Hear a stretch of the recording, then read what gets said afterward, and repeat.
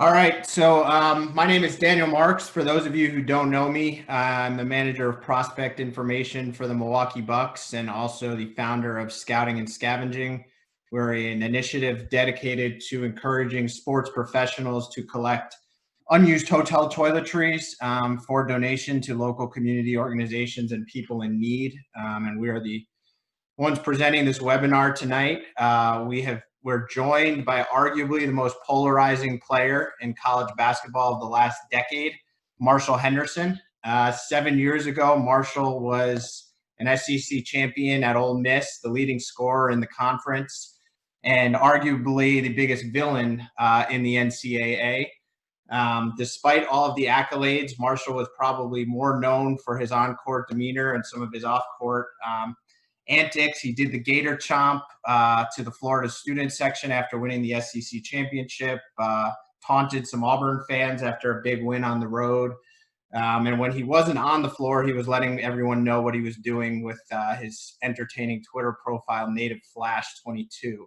You either loved him or hated him. In my senior year as a manager at Vanderbilt, I got to watch Marshall up close and chose to be entertained by him. He hit a 35-foot buzzer beater to force overtime in a game versus us that year, which for those of Vanderbilt fans on here will remember pretty vividly. Those on the other side of the argument said he was embarrassing his school and the game, and there was really no middle ground in how you felt about Marshall. After that successful junior season, he had to enter a drug rehabilitation facility after a couple of failed drug tests and a violation of his parole stemming from a 2009 arrest. Worked with renowned drug counselor Chris Herron. Came back and was the third leading scorer in the SEC. Ole Miss went 19-14 that season. And while players with his college production would have been, getting looks, NBA draft workouts, summer league, all types of stuff like that, Marshall kind of got overlooked for a lot of those opportunities. Started his career in Italy, then went to Qatar, Baghdad, Iraq, Reno, Nevada, back to Italy, and then was sort of searching for an opportunity to revive his playing career before retiring last year and becoming an NAIA assistant coach at Thomas University. So, Marshall, thanks for joining us. Yeah, what's up? So starting out, when did you kind of, as a player, you were kind of notable for two reasons. Like before the 3-point revolution really started in basketball, you were shooting, 30-foot three-pointers and coming off screens before that became kind of the norm. When did that become like the staple of your game to have that range? Well, it was pretty early because my dad, he just got done coaching high school. He'd been coaching for about 25 years, and so he was coaching when I was born. And so I was always in the gym when I was younger. And actually in first and second grade in the league I played in, they implemented the Marshall Henderson rule, which was players couldn't guard at that age. You weren't allowed to guard outside of the 3-point line. So I was just pulling up from three because they wouldn't be able to guard me, and they had to change that rule quickly because it wasn't fair. And so pretty much from the beginning, I was always shooting threes. Okay. And when did the on-court persona start to develop for you? I mean, some of that was kind of in the beginning, like elementary school. The league that I played in, first through sixth grade, I was by far the best player, and everyone always wanted to beat me. So everyone would be in the stands, always cheering against me. And then, but I guess kind of officially my freshman year in high school, I lived in this small town called Bowie, Texas. It's a little 3A little town north, kind of by the Oklahoma border, by the Red River. And those district games were so intense because it's like the entire city goes to those small games. It was actually, the crowds were better. Once my sophomore year, I moved back to Dallas. The crowds were bigger, at the small town games because it was the entire town at those crowds. And I was a little freshman, and I was like 5'8", $110 something, and everyone's just taunting me, just relentless in the crowd. And I was the best player. I was district MVP as a freshman, and so that was kind of the beginning, where I just kind of hearing it a lot from the crowd, and then, just shutting them up, really scoring a lot of points on the road. A lot of the times it was on the road. Pretty much all through high school, all my 40-point games were always on the road. So just that's kind of where it all began. And you played for your dad in high school, something you called a freaking miserable experience. What made it so tough on you? Well, my dad is a pretty intense dude. He's a no BS guy. Demands the utmost respect. It was afterwards we were both able to admit, we're obviously both of us are probably in the wrong a lot of times. But the worst part about it was just it just never ended. Like, practice would end and then we'd go home and it'd be worse. The whole like trying to separate father and coach and son and player, we just never got it right really. I mean, I don't know how many times I quit. I quit numerous times. I tried to our house was actually in a different school district, and so there was like a couple times where I thought I was going to go to the other school, the school that actually currently where my brother, who's about to be a junior in high school, where he plays, for that same coach. And so, we got through it, but it was definitely it was a difficult time for the entire family. And what, you said you moved out of the house a couple of times. So where would you go live, with teammates or friends? Well, ultimately, my mom's dad, my grandpa, took me in. But before that, it was just kind of like over one of my boys had an apartment.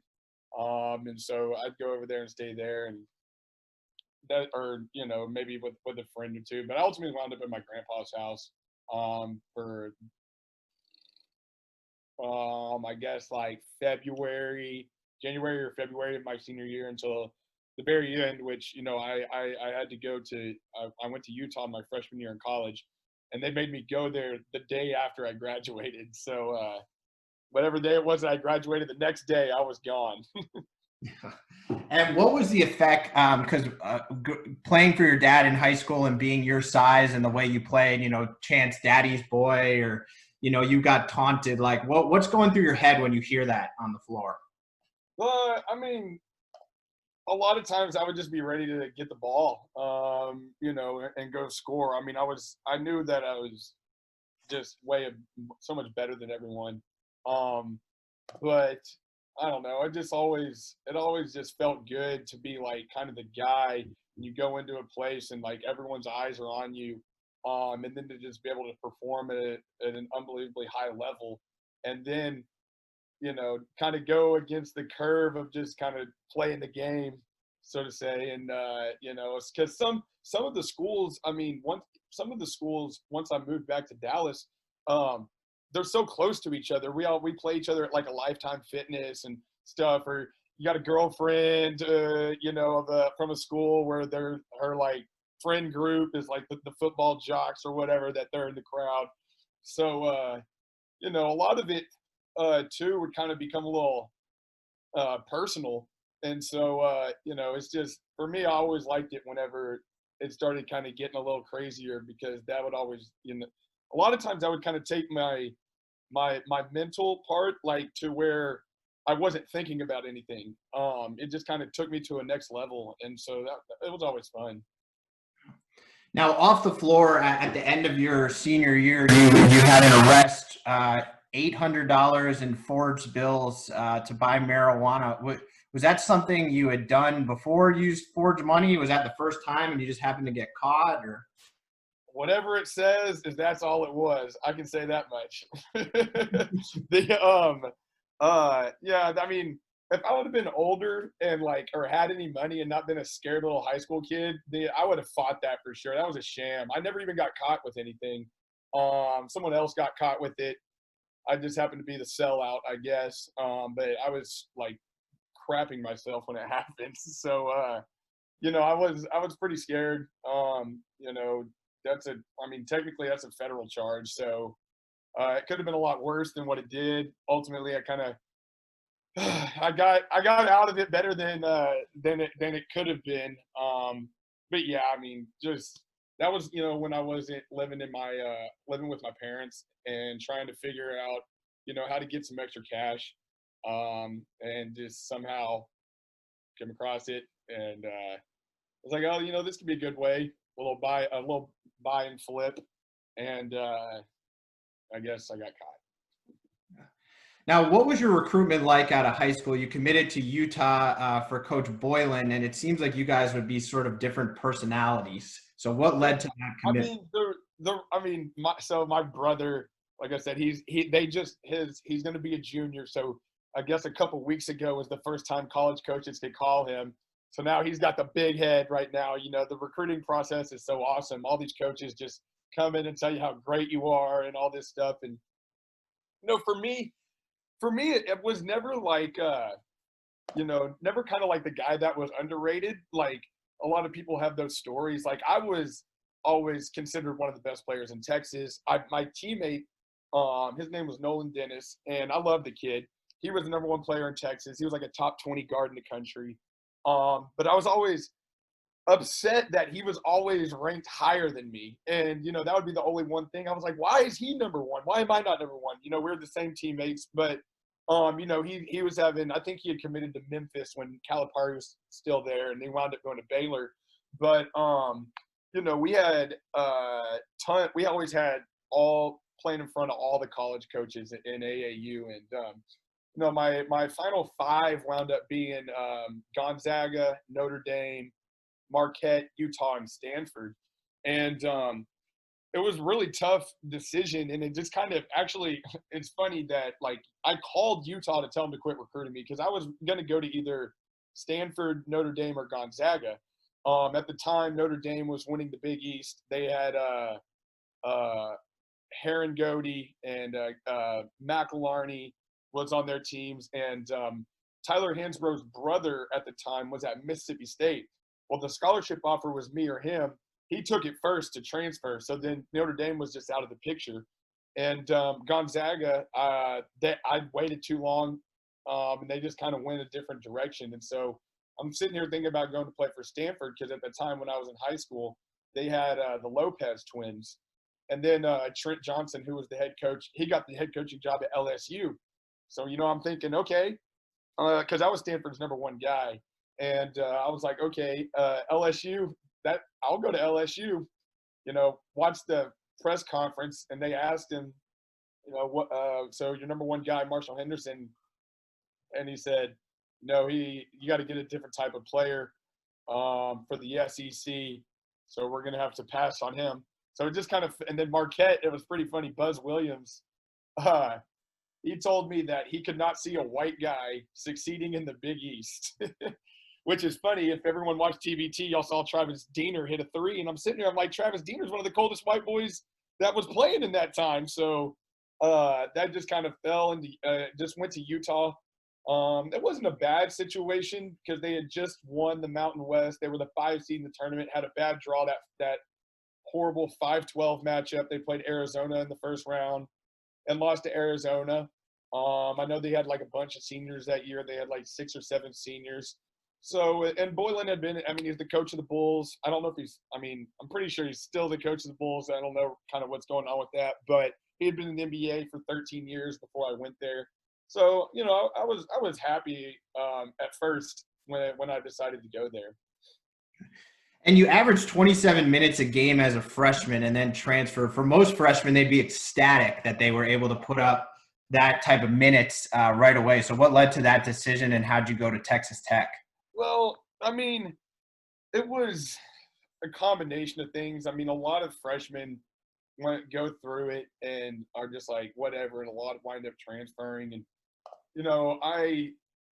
for me, we had a bad season and we had really bad leadership all the way around. It was horrible. It was the worst team I've ever been on, not from a record standpoint, from just all around. And, they, at the beginning of the year, the one thing that really were preaching to me was that, they weren't going to be, like, you're coming to college, you'll have some freedom. We're not going to be on you, blah, blah, blah. We're not going to be like your dad. And so At the beginning of so I go there. I'm there all summer. Everything's great. And then like the first day of school starts in the fall. There's like girls in the dorms, and so we have like a little party, and the RA dude like catches us or whatever. Well, we get in trouble for drinking in the dorms, and I was like, okay, everything's going good. I told on myself. And that was the worst decision I ever made because the punishment I had the whole weekend was so awful. And then they put me on a 2-month curfew. I had to be home at like 8 o'clock every night. I wasn't back I missed it by like 20 minutes on my birthday in September. And so kind of there at the beginning, I felt kind of like a distrust because I actually went to the lengths of telling on myself, and it was the worst decision I could have made because everything that happened from that, I couldn't understand. Like I go to tell, say, I'm in trouble. This is my bad, and it was like the whole world had ended. And so at that point, I was already raising my eyebrows, having questions, and the whole basketball team lived in the dorms. Everyone else is living off campus. He very, very strict. They were so abusive verbally, like in practice, and half our team was Mormon guys, and so they didn't take it. They didn't like it very much. For me, you can cuss me out all day. I don't care. But like, some of the stuff they said was just unbelievable. And, I don't want to sound like kind of like a mentally weak, but it was just so nuts. And then on top of that, we were not very good. And I was like, I think I want to transfer. And I had a couple of schools, like Arizona was a potential spot for me to transfer to. And I wind up getting blocked. There's a process. I wind up getting blocked from the whole West Coast. And so Texas Tech came in. They were like, yeah, we'll take you. And of course, like after that is when Coach came in and started wanting to be like, oh, we'll let y'all live off campus, all this stuff. I'm like, man, you can't just like wait till the very end when somebody's already, just completely like we're gone. I think we had 7 transfers that year. And so left and went to Tech because I knew that when my redshirt year at Tech, they had I want to say 8 seniors on that team, so I knew it was a really good spot for me to go to. I thought they were going to have a better year than they did. It was Pat Knight's last year of his contract, and so when they didn't have the season there that they were supposed to have, that was when they kind of got rid of Pat Knight. So. Yeah, so you went Texas Tech and then South Plains Junior College. You guys were 36-0, won the junior college championship, won your games by an average of 18 plus points per game. At what point did you realize like we could really go undefeated? Yeah, so for people that don't know, South Plains is the Texas Tech Junior College. It's like the little feeder school. It's just right outside Lubbock. So that's why it was easy for me to transfer right there. And I think it was probably game 3 or 4. We played Trinity Valley Junior College, and they were ranked number 6 in the country. They had like a McDonald's All-American guy that transferred, and we beat them by 40. And we're sitting there in the locker room, and we were like, okay, that was really easy. And I think I only had like 7 points that game. I didn't even like touch the ball. And so we were sitting there like, okay, like this is pretty easy for a team to be that good, and that we just completely just obliterated them.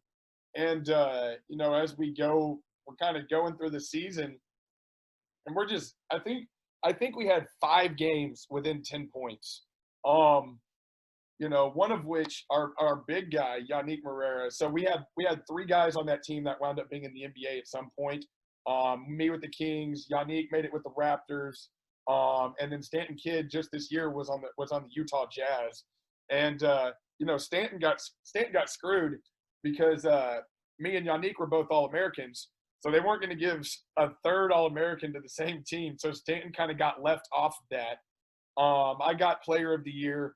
Yannick. So Yannick was 6'11", big man.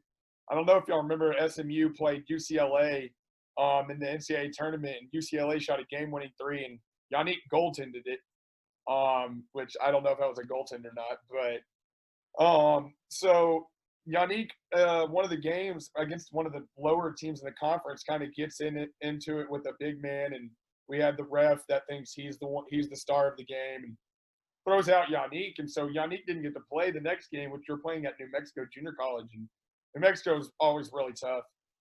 And I had to hit a corner buzzer beater in overtime to save the season, and basically like a brawl ensued after that because we were celebrating in their face and everything. And after we got that game, we're like, okay, we're good. And actually, after that season, they changed now to make it to the junior college national tournament. You had to win your region championship.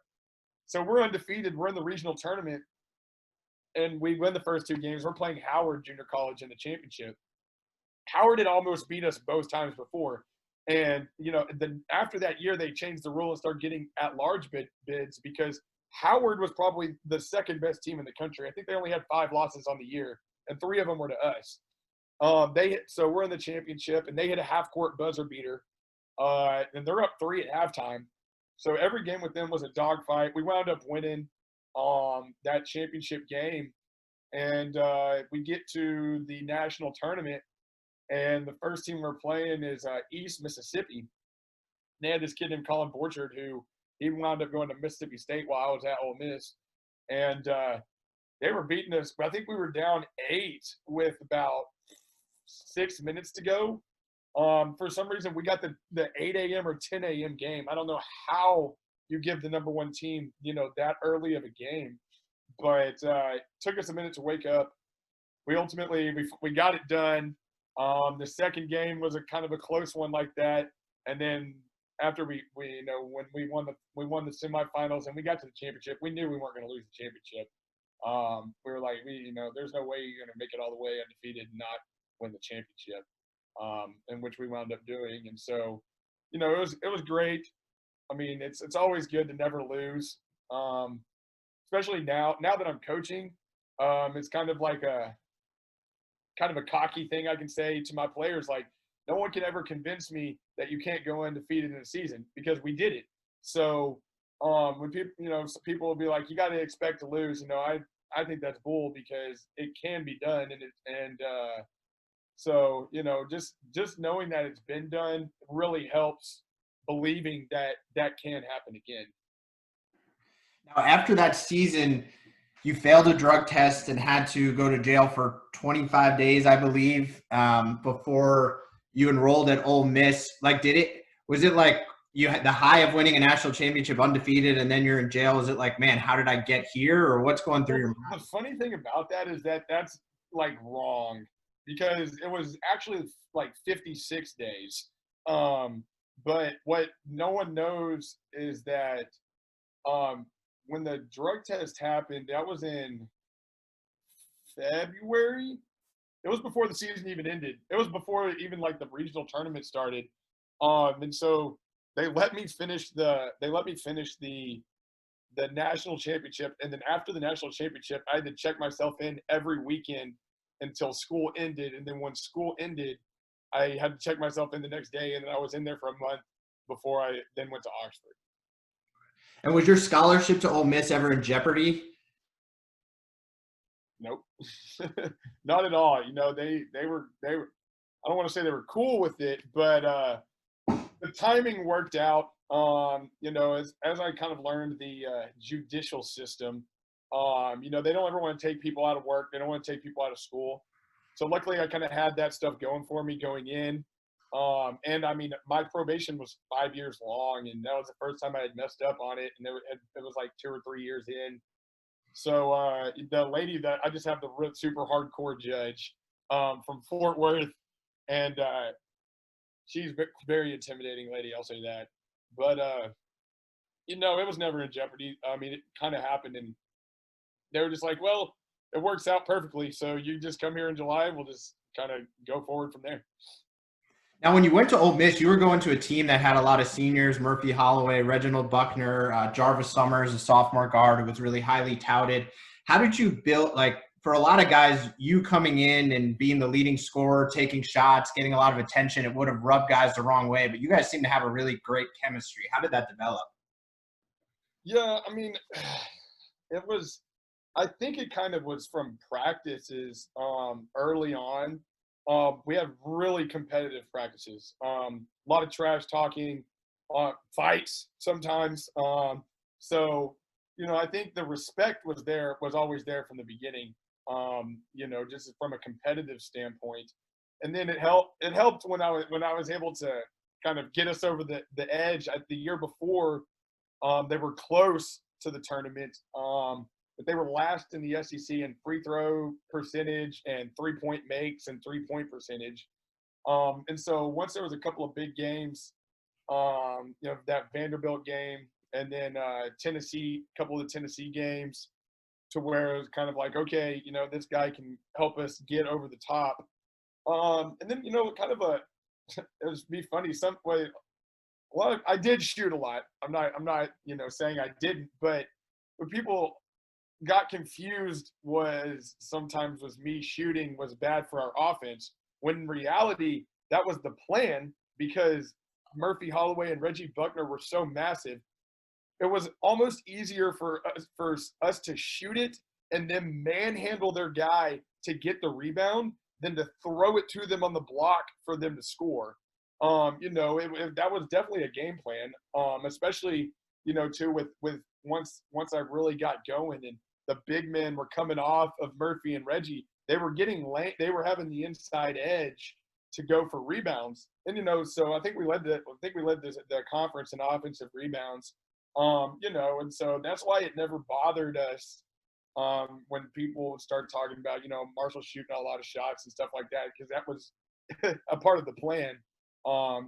Just to as Coach Kennedy would always say, take a bad shot over make a dumb turnover. So I definitely took that to heart. And what was your relationship like with Coach, like someone that gave you kind of the ultimate green light and really trusted you? Oh yeah, it was great because I mean, AK when he was at UAB, he's like the school's all-time leading scorer, second scorer, and like top in 3-pointers. And so he was on board with that. I think we led the conference in scoring. He not a big defensive guy, but a lot play a lot of pressing, a lot of trapping, really getting going up and down. And so he it's really easy to play for a guy that gives you freedom. And he gives it to a lot of freedom to a lot of guys too. And so it makes it, not only does it make it easier, mentally, it also makes you respect him a lot more. When he does get on you, you're like, okay, like he's not just getting on me because that's who he is. Like you must have really messed up, for that to happen. It's great. I think a lot of people have really enjoyed playing for him. I've trying to help, kind of helping now with, he's at UAB. And so trying to, when I'm over kind of recruiting guys to try and, be like, UAB, you probably want to go play at UAB, and you can pull up the stats of all his guards, me, Tyree, Chris Warren, Jarvis Summers, Stephon Moody. You just pull up all those stats and you're like, if you're a guard, you want to go play for that dude. So it's definitely, it makes everything a lot less stressful when you got a coach that's just like, go out there, hoop, shoot the ball, don't turn it over, shoot it, go get it. I mean, it's really fun. And then when you got the players to kind of make it all go perfectly, then that's how you wind up winning a championship. And at what point during that season did you realize like you were like kind of a celebrity, like an NCAA, like you were kind of the NCAA bad boy? It was definitely the Auburn game, because at the time Auburn was the bottom of the barrel for the SEC.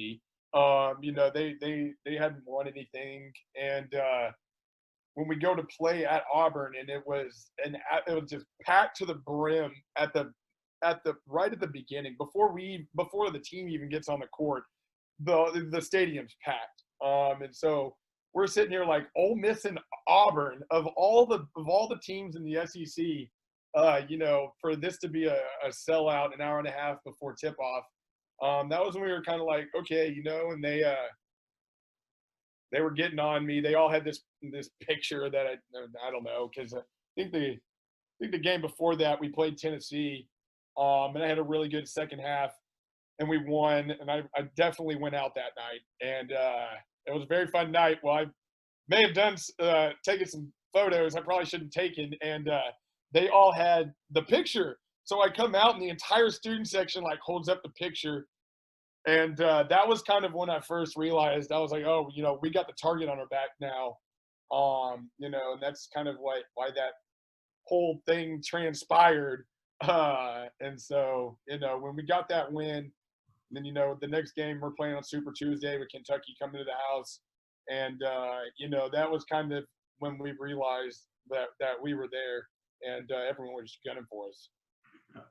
Now, you came off probation like midway through that year. What was it like to be Marshall Henderson on campus at Ole Miss that season? It was definitely a lot of fun. The best thing for me was probably should have stayed on probation, but it was definitely a lot of fun. At the time, kind of when the basketball season was still going, like I just got out of jail and was there. That was why my season was so good, was because I was just so focused on basketball. I wasn't like worried about anything else. I didn't know anybody. One of my best friends went there, but like he's just a beer drinking tobacco spitter. I was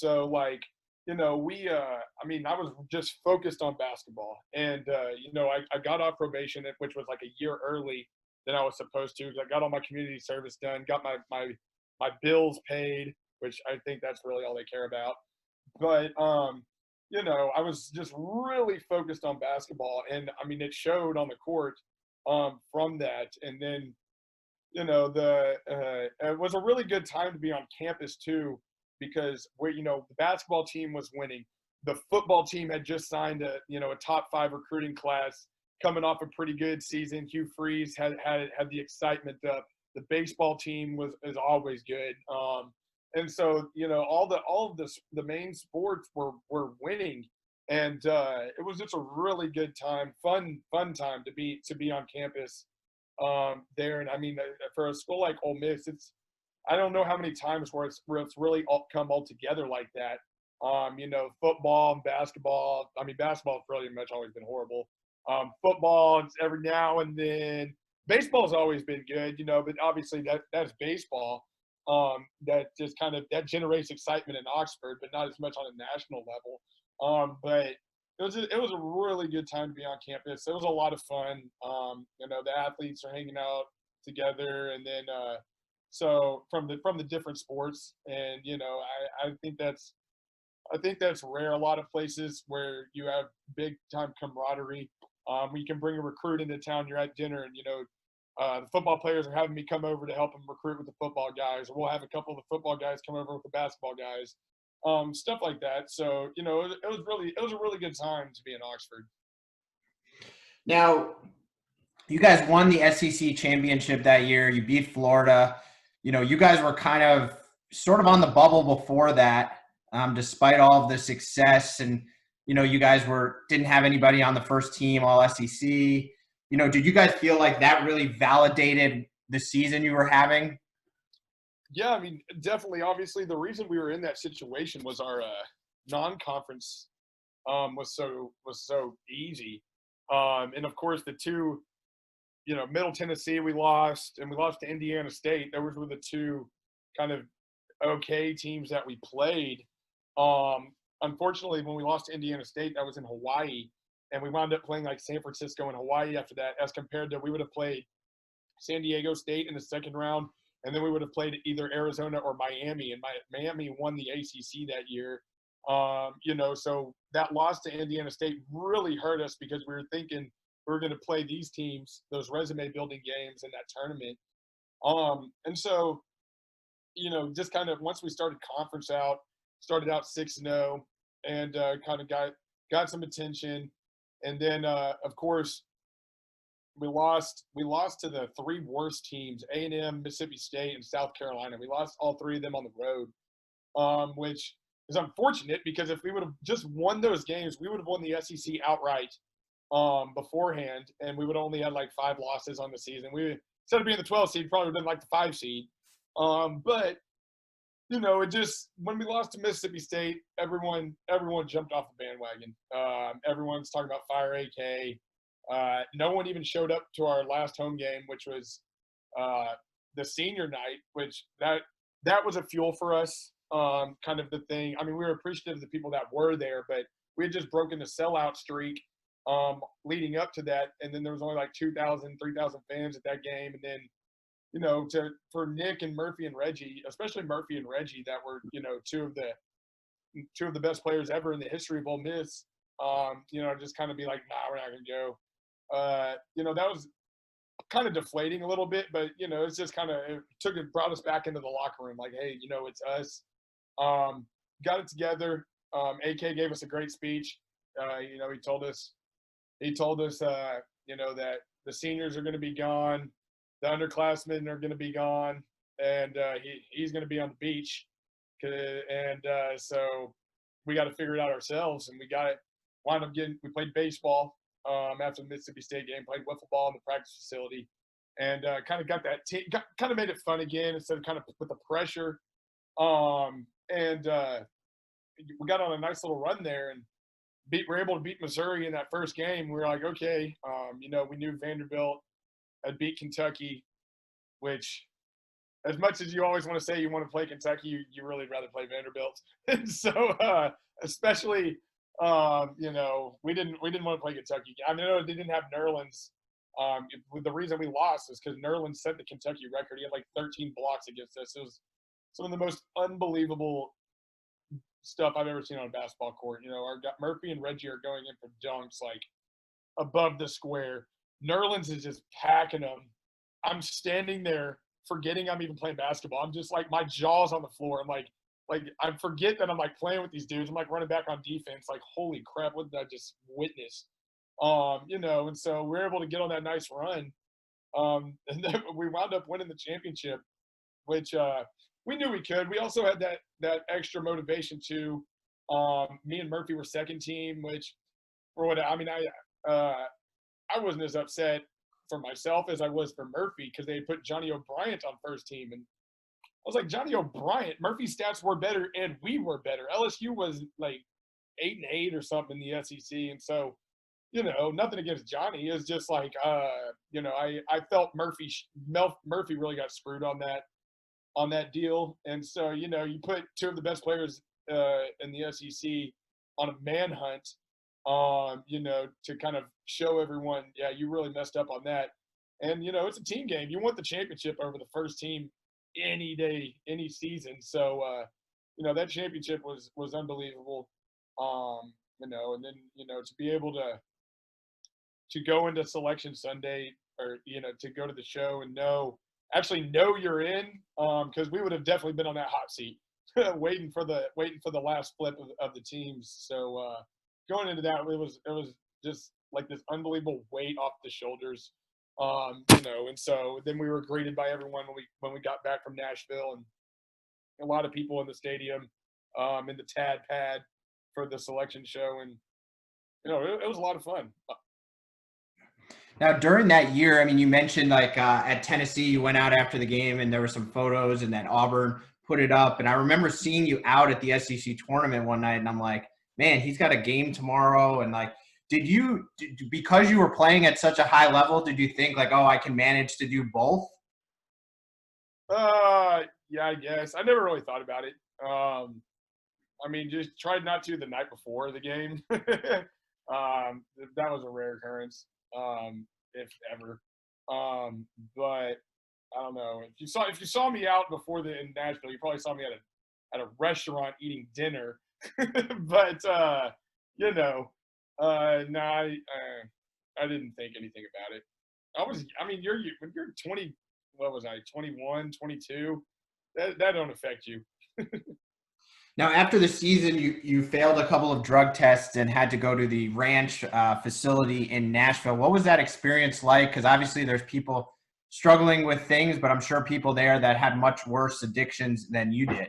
Yeah, I mean, I screwed up pretty badly. I failed the first test, and then I went 6 weeks good, and I screwed up when I got invited to the Kevin Durant camp, which was the top 15 wings in the country. Some of the guys, Jabari Parker, Gary Harris, Josh Richardson, guys like that, Jordan McRae, were there, and that was kind of the first time that I really was understood the level that I had played at, because I was the only one there under 6'5", and I was the only one there where my wingspan was shorter than my height. And obviously I was the only white guy. So I was like, okay, this I played at a pretty high level to just be in that setting. Um and a lot of the guys there like, we want to party with you. So we wound up smoking, and I had it in my head that there was no way they were going to drug test me off the plane. And dumb decision. It's not like, this is one of those decisions where you're just like, I knew better. I knew in the moment, and that I shouldn't have done it, and I did anyways. And so they were looking at things that they wanted to do for me, and a couple of them were, go work with John Lucas in Houston or work with Chris Herron up in Boston. And they found the ranch because the guy that started it played baseball at Ole Miss, and he was like a former judge in Memphis, and unbelievable story. But anyway, so the ranch, it was really great. It was just nice to kind of get a timeout, because everything was just so crazy in Oxford, especially when there's nothing there except the school. So it's not like anywhere I was at the point where anywhere I went, it was just like annoying almost. And I had a lot of fun with it, but I couldn't do anything without people coming up to me, and it was nice to kind of get a little time out. But ultimately, I knew I was going back to Oxford, and I was like, I don't know, I learned a lot. I definitely learned. I got educated on a lot of things, and it does help people. Um, no, for me it was just you have to like claim you're an addict all the time, and so they just would hate that I was like, I just like to have fun. No one, I don't know. I still don't get to this day how people can't accept that as an answer. That someone just likes to have fun, because there's a lot of people that are like me, that would go out and do a lot, like just get messed up or whatever. And I mean, unfortunately, a lot of people that I know are like doing that now. I'm glad I got all that way out of the way early, because now I'm boring. Like the night goes down, I'm ready to go sleep. But now it's crazy seeing the patterns now, and some of my friends are acquaintances, and being able to really see it, and kind of see what the downward spiral or the denial and all that stuff. And I met some really good people there. People have unbelievable backstories there. It was like, I think it's like $32,000 for a 28-day stay there. Um, and a lot of the times they would just be bickering over, the guy would want everyone to stay for another 28 days. They're like, oh, you want another 30 grand? And I'm just sitting here like, whatever. But it was definitely a lot of, I guess it was fun. It was really cool, because you're just out in the middle of nowhere. But what sucks about it though is, like, there were some people that were my age. The older people didn't like us because we get into like war story time, and it's almost like you get excited telling those stories, and which is kind of the big misconception with like drugs a lot of time. But they like to talk about prevention, and that's like the big thing, is preventing people from doing it, because everyone says drugs are bad, drugs are bad. That could be further from the truth. Drugs are a lot of fun, and that's what gets people hooked on them. Is some of the best times of your life with your boys are going to be up all night, And that's just kind of one of the things that I learned is it's like people need to know, and it's better to people want to say it's bad, and I mean, it's bad because like you can mess up your career over it and stuff like that. But it's just they're a lot of fun most times, and probably 95% of the time, unless it ends in an arrest or a failed drug test or a death. And it's and so we get to like talking the young guys, be like, oh yeah, I was doing this, I was doing that. Like, don't talk about it. And we're like, but I thought we were here to talk about it. And so, it definitely would help. I got nothing against it. It was great. I think one thing that I really want to do, I've really got back into I was raised in the church. I've gotten back, reading my Bible and stuff and going to church and actually tithing. And so, I ultimately think that I can go speak at churches one day because I really want to kind of bridge that gap of kind of the mentality of rehab with people that go to church, because it's a very there's just the thought about it kind of brings negative, but then the majority of the working the steps is about finding God. They've now changed it a little more PC, where it's got to be higher power, but I don't, people don't know that unless they kind of are involved with it and stuff. And that's something that I kind of would like to do as I get older, is kind of go speak at churches and be like, look, if you want your kid to kind of get unhooked and maybe bring them back towards, their belief in God, then it's actually really good for that. So, I definitely learned a lot. But it was also kind of, I always knew in the back of my head I was going right back to Oxford, and so I knew was going to be my toughest obstacle was going back to the same people, the same area, but luckily for me, when I got in trouble, I was kind of worried about my friends, because my friends, obviously their families knew that we were really close friends. I was like, I hope I didn't just like my troubles just brought all my friends' troubles now to like their parents and stuff. Being like, oh, I thought you hung out with them every weekend. So what exactly were y'all doing? Type of stuff. So but everyone was really cool about like, coming back. Everyone, I guess when I was gone, a lot of my friends kind of had like a talk like, wait, we all probably need to slow down some. So it was good when I came back. Everyone was a little toned down. It was kind of like I took a hit for the team. And what advice would you give to someone that kind of, like you said, is going through this right now, or maybe in denial about the issues that they have? And what would you say to an athlete? I mean, it's just it's so hard like to explain, because every person's different, but you got to find something that can keep you away. For me, the first thing that kind of really the life-changing kind of moment I had was when I was playing professionally in Qatar. And that was the first time that I was I was away in an extended period of time, and in a place where there was no drugs or alcohol, there was no social activity really at all. And that was when I had my Bible with me, and that was that was kind of the point for me. And lucky for me, I had that. There's a lot of people don't have that, are going to have that outlet, to go to another country for 6 months and, kind of be able to figure it out. And so it's very difficult for a lot of people if you don't have that support system.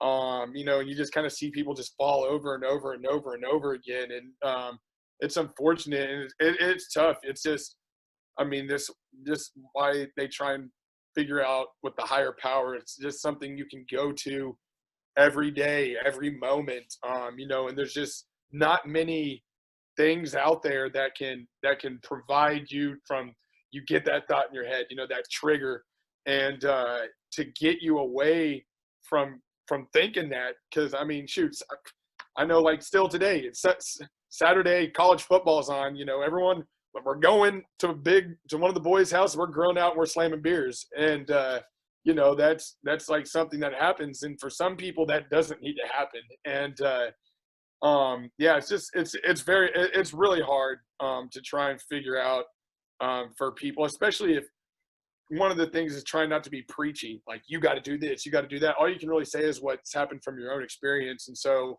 because everyone's situation is different. And so it's tough, but it's got to be definitely find something that can be a consistent crutch for keeping your mind away from indulging in those devil's temptations. Now, you mentioned your experience in Qatar, and before that, as a rookie, you played in Italy. And for someone, as a senior, you were the third leading scorer in the SEC after the leading scorer as a junior. At what point did it hit you that, like, some of your previous mistakes were costing you opportunities professionally that someone with your statistics and accomplishments would usually, be? Yeah, that senior year was rough. We just didn't have the inside play. Obviously, you lose Murphy and Reggie. It's going to be very tough to be able to bring that back. I think we actually shot better from threes than we did from twos that year. Just very up and down. Just could never get the ball rolling. But it was kind of, I guess, it started to get late, like July, August, and I'm still sitting here without any solid, thing that come up. And I'm just, the worst part about it was just the constantly everyone asking, where are you going? When are you playing? Where are you playing? Where are you playing? Just nonstop. That was the hardest part, more than not even having the job yet, was just feeling like not having an answer for that question for a while. Was the toughest part for me. And luckily I was able to go. I got to play in Italy to start. I actually played really well. This team in the second division for Lee had picked me up at first, and I was in training camp there, played with them. We got out of that situation because they weren't going to even be able to pay. The team wound up, the club disbanded. And then I went and played for a top league team in Varese, and that was a lot of fun. That was a very high level of basketball. I know here in Dallas, a couple years ago when they were talking about are they going to draft Luka Doncic or not, people on the radio were like, I don't know if he's going to be any good. He was only the best player in the EuroLeague. And I'm sitting here, I'm like, are y'all idiots? Like, the EuroLeague, the second division in Italy is tough. So for whatever these people were talking about, like, the EuroLeague was, not good, I'm like, you clearly don't know basketball. But that top league, when I played, I don't know, it was like 6 or 8 games in that top division in Italy, and, man, that was very high level of basketball. Very big players, very long. And I played really well, led them in scoring for a couple games, and I wasn't even playing I was just kind of a fill-in for a guy, for Andy Routens. Some people may know Andy Routens in Syracuse. He had got hurt, so I came in to fill in his spot. So then they actually had offered me a contract.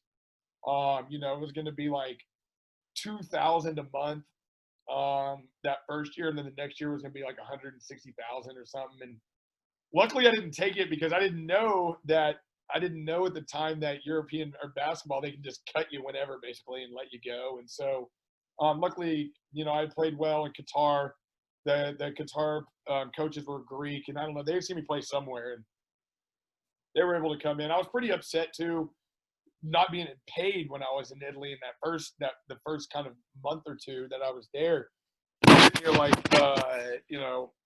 do something with me. I'm tired of not getting paid. And so finally I was able to get that contract Qatar. And that was really awesome because it was really good money and really awful basketball. So for me, that was a lot of fun because, my most teams over there can only have two foreigners, which most times are American guys. They normally take big guys. Well, my team in Qatar, Al Rayyan, which Rayyan is like the area where the king lives, where the military base is, the Qatari military base, and we had the local guys were on the national team. So we had the big guys were the guys from there. So we had me, and our point guard was Dominique James. Some people might know him. He played at Marquette back when the Big East was the real Big East. And we were the only team that had two American guards. And I mean, it's not like they just had two American guards. They had two really good American guards.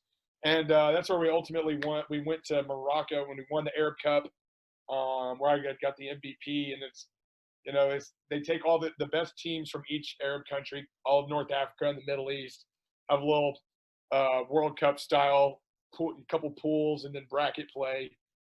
We dominated that tournament, just dominated it. And I really thought that I was going to play for that team forever. It was the best time of my life. My favorite city in America. I hope to go back. Hopefully, coronavirus is done by 2022, but I want to go back to when they have the World Cup there. That would be really awesome. The place is amazing. I think it just got ranked as the best city in the world as far as least amount of crime. There's no crime there. It's unbelievable.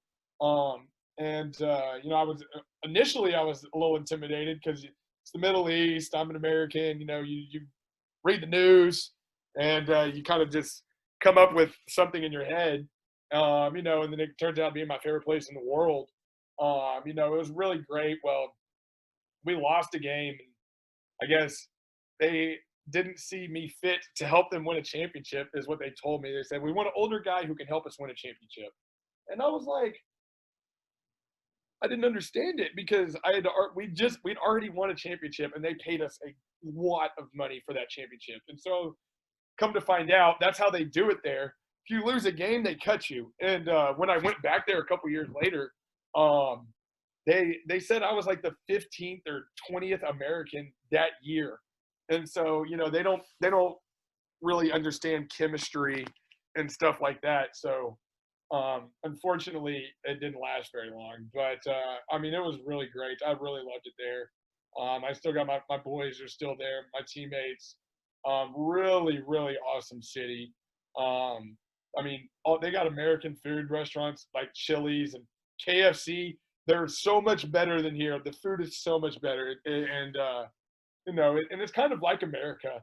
I think at the time there was about 1 million people in the city, and only 12% of it is true Qatari. The rest is people from all over the world. So it's like America in the sense you got a melting pot. I'm in Dallas. I live in Dallas, so it's like kind of like Dallas, where you just got people from all over the place in one setting, and so everything was in English. Just a really, really awesome place. If anyone ever has a chance to go there, I would for sure say go. It's unbelievable.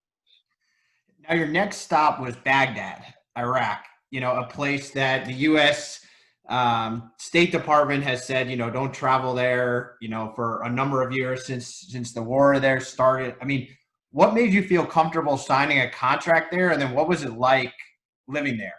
Well, honestly, it kind of was. I had been reading so much of the Bible when I was in Qatar, and I had just finished reading the book of Job. And I don't know if you know, but like Job, Satan was like asked God to tempt anyone, and he was like Job, and so he took away everything that Job had, and Job stayed the faith.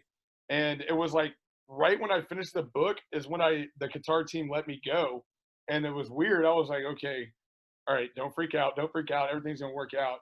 And then I wasn't expecting my agent to be like, all right, you want to go to Baghdad? That was kind of the last thing I'm expecting. And so I was like, whatever. If anyone's going to go there, it's going to be me. I already knew that. And then it turned out being like a big time, well, it would have been a big time pay raise if they had paid me all my money, but it was still a pay raise regardless. And so I was sitting there, I was like, okay, well, what am I in this for? And so it was definitely, it was kind of cool too. Vice had caught up on it, and they wanted to do a little documentary on me while I was there. And so those guys were there when I got off the plane. And so that made me a little more comfortable, knowing that there was kind of, for a news source like that to be following me around, that made me feel a little more, I don't know why that made me feel more comfortable than my teammates, but it did. And, it was definitely an unbelievable experience just to be able to go there. I met this guy at a wedding one time who's he's like a negotiator, big time negotiator in the military. And he told me I was the only non-military person he ever knew to go there. So I knew that was pretty significant. Um, but it was tough. It was very life changing. That's just kind of one of the things that I've hoped that I've been better about as I've gotten older is just my level of gratefulness for just things we take for granted here. And I mean, there they don't even have like a trash system. Like there's just trash everywhere. Buildings, it just looks war torn, and I don't know if it's war torn or if it's just like how it is. But buildings just halfway demolished or halfway built, um, stuff like that. And so my teammates, the basketball players there are actually of the more elite as far as like financially in the country, and they've been trying to come to America for a really long time. And this is even before Trump was president, and they could never get it. They could never even get in. And I'm normally shocked when people with a lot of money can't do something. And those guys have been denied. They're like, man, we just want to go watch an NBA game, or we want to go shop in the malls. And I felt bad. So I left them a couple of things that I had gotten, that a couple of items I had, and good people. It was really cool to be able to actually kind of have that conversation. Kind of the religious or in the war, conversation with those guys. And it's just, it's unfortunate with pretty much anything, a small group of people, becomes generalized, a small group of bad people will be generalized into a full blown population of people. And, it's just, I feel bad for those guys, just knowing that, they have serious limitations on their travel, due to just a group of bad apples. But it's just amazing experience for me just to go there. And it's funny that I wound up there because of the bulls that I had done when beforehand. And so, and my life is definitely better because of it. I wish it's weird, like thinking, I wish I would have not been there as compared to how I am now that I went there. But it was definitely interesting. Like as far as like their players are pretty good. They're definitely better than Qatar. Younger, more physical, but they don't understand basketball. For example, we were running a 2-3 zone in the first game. Well, I'm like on the back wing, and so you think on the back wings are interchangeable. Well, I'm on the whatever side I'm on. I guess the left side of the court the first time we go down there. I wind up on the right side of the court. The dude is on the left side of the court. So I'm like running back on D. I'm like, hey, stay there, stay there. He literally beelines all the way across the floor to the other side. And I'm like, bro, it's the same thing, just the other side. And so like it happened like 4 possessions in a row. And they call timeout and they're cussing at me in Arabic. And I'm like, bro, or like that doesn't make sense. And then I just kind of realized that it's like first grade basketball. Like this is your spot. But the basketball courts had like sand all over them. You couldn't. There was no sort of lateral movement. I tried to like cross over one time and just fell. It was the courts are really bad. I actually have a picture on my laptop of there's bird dung like in the corner, and so I'm sitting there. I'm like, man, that's my corner. But there's just bird shit everywhere. It was hilarious, and so it was definitely it got intense there a couple times. The coach of my team, his son was also the point guard, and the other team's coach like said something about. I assumed what I translated was mother effer. They said something because they were like, it's something like F your mama, and I was like, oh, okay. Well, they were highly offended by it. They like started getting a fight, and I'm on the bench, and I get up to go take my teams back, and all my dudes are like, no. They like grab me and like throw me on the bench. They're like, no, not here, because they got like super like military dudes like walking around with like these huge ass rifles like in the games and stuff, and so they put me back in my place. They saved me there because I probably could have gotten myself in trouble. It's one of those places where I kind of forgot where I was and what I was doing. But yeah, I mean, it was unfortunate. I was talking about like kind of been in talks with people about coming out with a book or something, and I would start it out with how I left Baghdad, which was we lost in the championship or the semifinals, and they paid us half the money before. They're like, we'll pay you the other half at the hotel. Well, we get to the hotel and we can't find the coach, we can't find the general manager, so we're like, okay, whatever. Me and the other American get woke up in the morning. It's like 7 a.m. Boom, boom, boom on the hotel room, and it was the hotel manager, and he was like, "Hey, your whole team left in the middle of the night. They left you here. There's a car out in the front. They're going to take you to the airport." And we look at each other, and I'm sitting here like, okay, the end. And so we get in the car, and it's just a car. And so I'm sitting here, we're freaking out a little bit, and obviously we're upset we didn't get the other half of our money. And they wound up they take us to the airport, thankfully, and then they get my teammate Marcel. He stayed a day or two longer than his visa was for. They got him like locked up in a thing. I'm through. I'm at the gate at the terminal, and I'm sitting there. I'm like, all right. And so there's also like my rookie year where I was an idiot, and I closed my bank account in Mississippi because I didn't have that bank in like Dallas. And so when I had to leave was on like a Saturday night. I was leaving on Sunday morning to go to Italy. So I even I never wanted to even open up a new bank account, but I had all that stuff in Qatar. I had a bank. I had my phone wasn't international, but I had a phone in Qatar, but it was only for locally. And so I didn't have a way to contact anyone to say I was, I guess, coming to Dallas. And so they flew, and I actually flew back to Doha, and I was there for a night. But from the time difference, I wasn't able to get a hold of anyone to tell them I was going back to America. Like my agent or my parents didn't answer.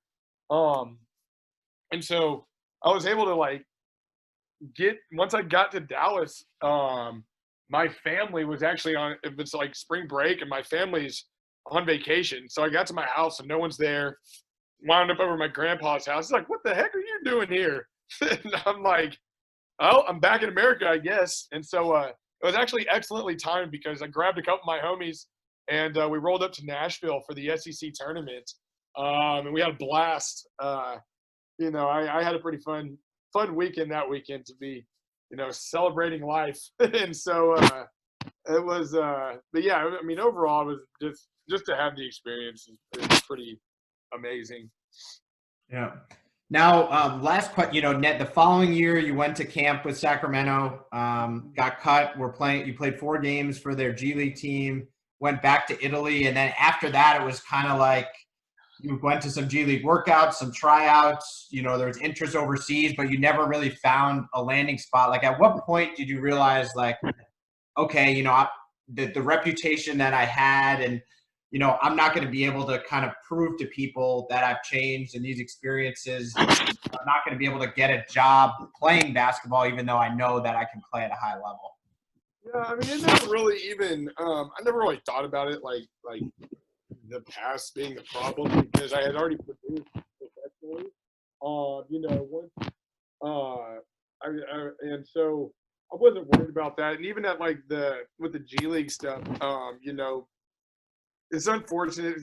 I talked to a couple kids now that I know they're kind of getting in some trouble, like recruits and stuff. And I'm like, hey, the last thing you want is your play on the court to not, be overlooked. And that's like the biggest part of professional basketball is you move up by your play on the court. And so the last time I thought I was going to be playing was here in the G League with the Texas Legends, the Mavericks G League team. And I played with them. I practiced with them in the playoffs the year before, and I played really well. They're really excited about me coming in, and they're like, "It'd be great to have you on the team, local guy." Went to the little tryout. I didn't play well in the tryout. I think that was when I contacted you. I came up to the Bucks thing, and I felt I was the best player there. And then I know I played well there, and came back, and the Legends are still like, we're going to sign you. And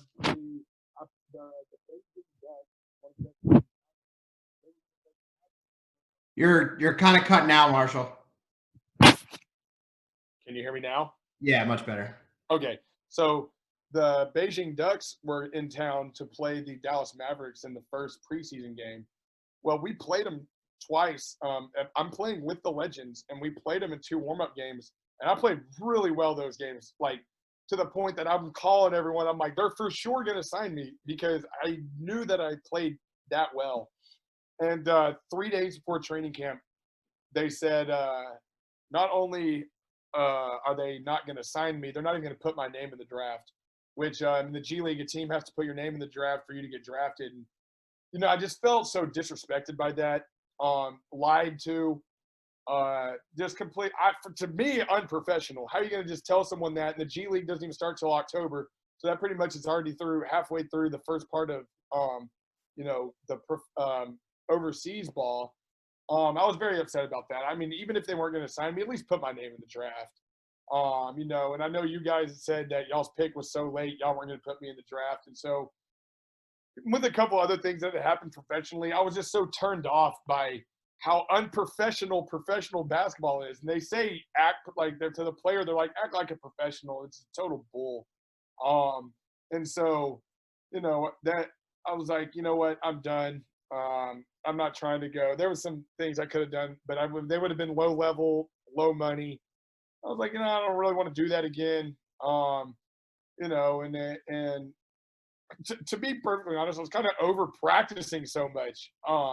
You know, I'm a gamer. If you go back to Europe, you're only playing once a week. You're only playing on Sundays, and you're practicing the whole week, which it's like they do preseason conditioning all the way through the season, which I'm just not for that. And so, you know, I had a gig. I was going to be the grad assistant at LSU because Bill Armstrong, who was an assistant at Ole Miss, he's an assistant at LSU now.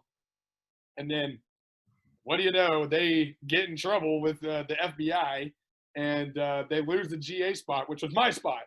And so, luckily, Greg Heyer, who was an assistant coach there, he just left, but he coached the guy that I work for now, Brent Cruz, who's the head coach at Thomas. He was like, I need an assistant coach. And they were like, hey, well, Marshall is available. That's how I got on at Thomas, which this is way better than grad assistant job anyways, because I actually get to coach, I get to recruit, I get to do the scouts, I get to do all that. And it's been an absolute blast. I'm loving coaching because it's so much easier to tell guys to run than me actually run. And recruiting's been amazing. It's so easy for me. Some high school kids can remember me. Most of them don't. But if any of the players have a father, the father like freaks out. He's like, "Wait a minute, you're Marshall from Ole Miss?" And I'll be like, "Yeah." That's how we got a couple of commitments. They're like, "Dude, you need to go play there. That's gonna be a fun style of basketball." And so, you know, it's fun. I mean, I like the town, I like the school. Hopefully, we make it through the coronavirus. I don't know. We might get shut down. I mean, it's small. It's NAIA. I know we're having problems right now with like our men's and women's soccer team. The majority of those rosters are foreign players, and they can't get here. So, you know, that's a lot of tuition money you're throwing out, and at that level, it's going to be tough. You know, so just trying to. I know I'll be coaching. My dad was a coach for a long time. It's easy. I know. I mean, recruiting is the name of the game, and when in college basketball, and it's one of the things, you know, kind of too with things that kind of happen with professional. Why I wanted to get into college, because the college coaches are probably going to care about the players more than professional coaches. You know, you get in the professional game, everyone just sees you as a dollar sign. You know, head coaches might not give a crap about you, but the assistant coaches most of the times are really going to be there for the kids. You know, and that's really the best way to, you know, a lot of the players that I'm recruiting, you know, they're in a bad spot, bad situation, and being a college coach, you're able to really give them that step to a new life, to a better life. And you know, I've vowed to not do it. You know, I don't want to lie to kids how I've been lied to. And so it's just want to be real truthful. I want to be upfront with players, but I'm having so much fun with it. I mean, it's just a blast to go places. I've been where the school I'm at, which is in Thomasville, Georgia. It's just north of Tallahassee. So I was down in Tallahassee a lot recruiting, and I didn't realize that I had spread. Like people recognize me coming up. They're like, "Are you Marshall Henderson?" And I forget that we played Florida. And that's like a big Florida area, obviously more Florida State, but to get out more, obviously in Mississippi or Memphis and like Dallas. No, I know that I'm known in those places, but to kind of get out into Florida and see that I'm kind of known there, obviously for me to be the best coach that I can be going forward to really get these good jobs, I gotta be the best. I gotta be the best recruiter in Dallas, which I think I can be. And if I can get a spot like Tallahassee, to where I'm coming in there and I can be kind of one of the main guys that guys feel comfortable sending their players to. I just knocked down a couple of really important places for recruits, and so it's a lot of fun going forward. I know I'm going to be in it for the long haul, and yeah, that's just kind of where it's at right now. Yeah. All right, man. Well, thanks a lot for joining us. If anyone has a question, we have time for probably one or two questions here. If you want to just put it into the chat, and I'll if anyone has anything.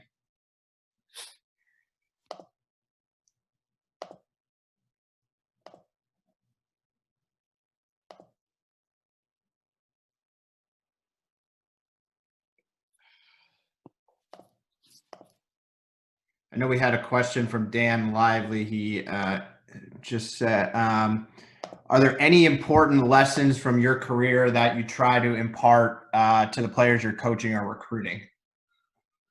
Yeah, definitely. The first thing being you don't want any outside variables coming in to affect your play on the court as far as how good people think you are. You want your play on the court to be, the thing that people are basing your skill level off of, not from other things. And that's definitely the biggest thing. Just let the on-court stuff be the main focus of who you are as a player. Oh, here's a couple questions. Yeah. What was it like off the floor in Baghdad, and what was the food situation like there? For breakfast, I ate eggs. For lunch, I ate baked chicken. For dinner, I ate fried chicken.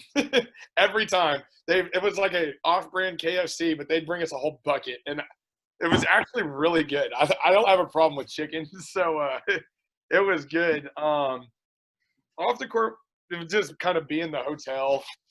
We did go to a hookah lounge one time. That was pretty cool, except for the entrance was like a butcher shop, but of dogs. They had like dogs hanging from chains, like in the front, like of the glass window. Kind of walked through the back and upstairs, and there was a little hookah lounge there. And my teammates were so scary. They don't have I don't know. They might have lines on the road, but you can pretty much just kind of a free for all driving. They're driving like 100 miles an hour, jamming like Bobby Shmurda, and it's just like, I'm scared for my life that these dudes are just gonna like fly off, driving crazy. And but that was the only time that I went out anywhere when I was there. That was pretty cool though. And now, last question: what is your pitch to prospective student athletes when you're recruiting them? Well, definitely, the style of play is one thing. The kind of the freedom as far as like, I'm not checking your social media accounts. I'm not broom checking you. It's kind of what Coach Kennedy's like. You got to, have the freedom to be a man, but accept the consequences whenever you mess up. A lot of things. As far as coaching, I'm not the one to, like cuss somebody out for something. But I am an intense dude. That'll never change. I'll always be loud. I'll always be energetic. I'll always be intense. unfortunately for me, one of the reasons I was so successful was my level of conditioning. And, I was always wearing everyone out. And so for all my players, unfortunately, I'm a huge believer in conditioning. So, whenever it's my individual workouts, I got a lot of shooting and a lot of running, shooting and running, a lot of competition. I believe in competition and practice. I believe that helps you in the games. And so that's just kind of what a big pitch is for me, is just come in, work hard. We're definitely going to play hard. We're going to be intense, but it's definitely going to be a lot of fun too. Yeah, and then being as young as I am, I'm still way better than everyone. So like when I'm in the workouts, sometimes instead of having the guy do a workout with a chair or a cone, I'm actually being the defender, or I can be the offensive guy and something like that. And best believe I'm not trying to lose in any moment against anybody. So I take no prisoners, and it's just being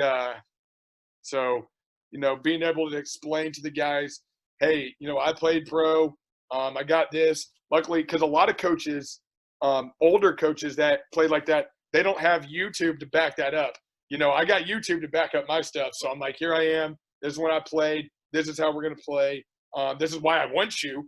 And it's a lot of fun when they figure that out. I get really connected with these players, and it definitely helps, makes it a lot easier. And what, just kind of building off of that, a friend of mine, no relation, but Ryan Marks is on this call, and he's an NAIA head coach at St. Francis in Illinois. And one of the things he mentioned, there's a lot of high school players who, when they're getting recruited by an NAIA or JUCO or non-D1 schools, think like, oh, I'm a D1 player. How do you make kids realistic to the opportunity that you're providing at the NAIA level? Well, for me, this kind of goes back to something that I never thought that this would make it easy for me. But being from Dallas and being that my dad was a coach for 25 years, I know what schools to go to find the players that probably aren't getting recruited by those places. And I know where those best players are. And because there's a school, Oklahoma Wesleyan, NAIA school. My buddy played, my best friend actually, he played there. They won the national championship. They pick up guys out of Dallas that just get overlooked. And, I wish we had full scholarships. We don't. We did until Corona. They just slashed our academic scholarships. So now we're back to square one, kind of going. And, for me, I believe if I'm dealing with full scholarships, I think I can get any player I want. That's not a problem. But it definitely helps being from an area where there's so many players and knowing where to go, where to look, and to be able to pick those guys up. And I already have relationships with those coaches from the 25 years that my dad was coaching. But it's definitely hard. I know the hard part is for the junior college guys, guys that I want to get from JUCO.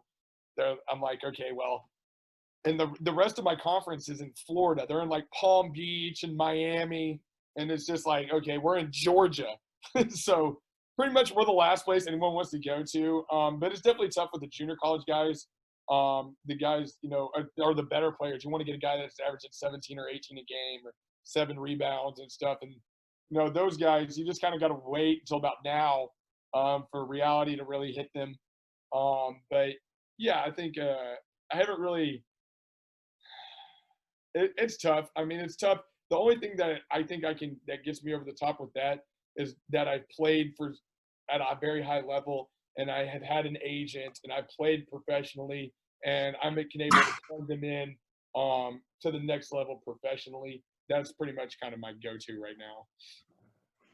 All right, Marshall. Well, thanks a lot for joining us, and hope you guys enjoyed it. And like I said last week, we'll have more of these. Might not be in every week, but moving forward, and have all your emails, and we'll let you know about that. So have a good night. Thanks. Thanks, guys. Go Cowboys.